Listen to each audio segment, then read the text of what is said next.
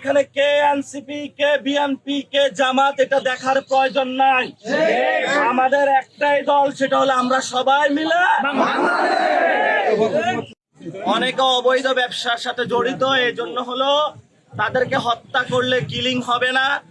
আমরা বলবো স্বরাষ্ট্রমন্ত্রী যে বক্তব্যটা দিয়েছেন, এই বক্তব্যটা হলো সর্বমিথ্যা একটা বক্তব্য।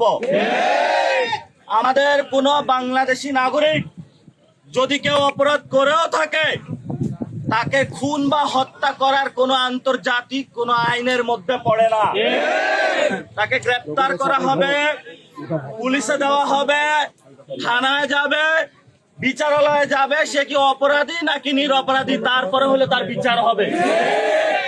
আপনি বিচার ছাড়াই যখন বাংলাদেশিদেরকে সীমান্তে ধরে ধরে হত্যা করেন, তাহলে সার্বভৌমত্ব বলে আছে যে কিছু, এটা বাংলাদেশের মানুষ আর আপনাদের ফাঁকা বুলি এখন আর বিশ্বাস করে না।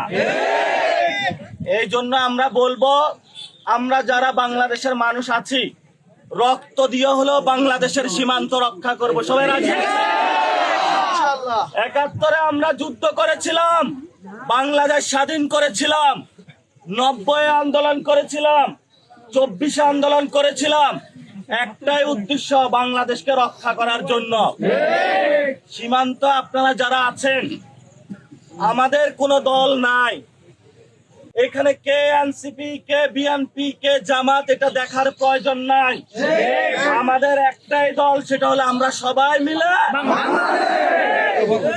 দল মত নির্বিশেষে বাংলাদেশের সীমান্তকে রক্ষা করতে হবে। সীমান্তে কোনো ভারতীয় পুশিং চলবে না। বিজিবিকে শক্তিশালী করতে হবে এবং সীমান্তে কোনো হত্যাকাণ্ড চলবে না।